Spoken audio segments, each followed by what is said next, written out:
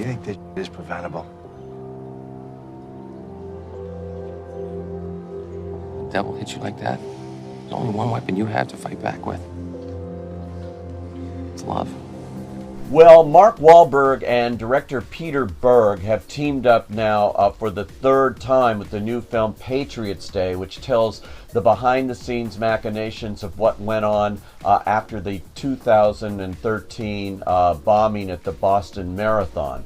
Previously, their films have included Lone Survivor, set in Afghanistan, and earlier this year, Deepwater Horizon, which was on that Louisiana oil rig. All of them true life stories, and true life stories about heroes forced into action against impossible circumstances and tragic circumstances. And these movies are about heroes, but by far, for me, the best of them has now come, and it's Patriots Day. You may think you know this story, but this movie is more interested not in the events itself, although it chronicles that, but what went on afterwards in trying to track down these two brothers who pulled off these tragic bombings in the middle of that Boston Marathon race. And let's get an evidence grid started right over there.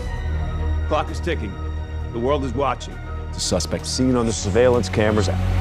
Two bombers. We gotta find these guys before they do this to someone else. Mark Wahlberg here is playing Sergeant Tommy Saunders. Now, he is basically the only main character here who is fictional. He's a compilation of several different kinds of individuals that were involved in the heroic efforts to track down these brothers.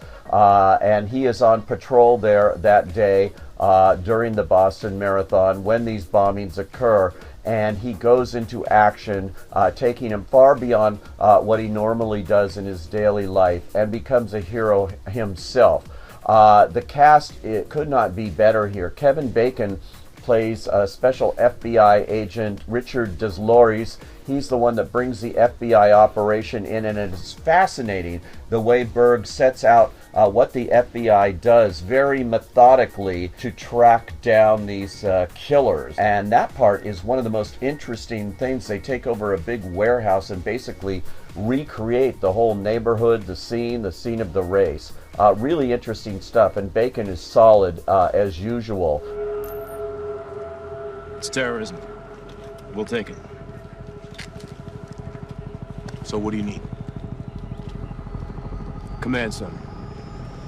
Really big one. Playing the police commissioner of Boston is John Goodman. He's excellent as always as well. Michael Beach is the Massachusetts Governor Deval Patrick, and as the police sergeant in Watertown, which is the place where the two brothers are ultimately tracked down, J.K. Simmons is particularly effective, I thought, as a police sergeant there. All of these real-life characters, real-life heroes. One of the most interesting aspects, though, is the character of Den Meng, who is played by Jimmy O.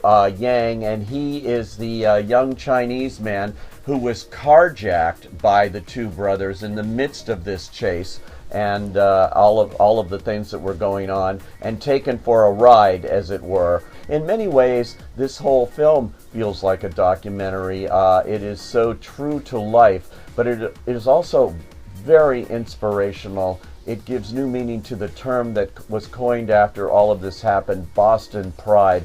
There should be great pride on the part of these filmmakers who have recreated this. And let me tell you, on another visceral level, this is superior filmmaking, action filmmaking. The sequences that we have here, Peter Berg really knows his way around it, and I think he's really come into his own as a director, particularly with this film. I think his best work since Friday Night Lights. I was really impressed here, impressed with all of the actors and the performances. This is an emotional movie, it's an effective movie.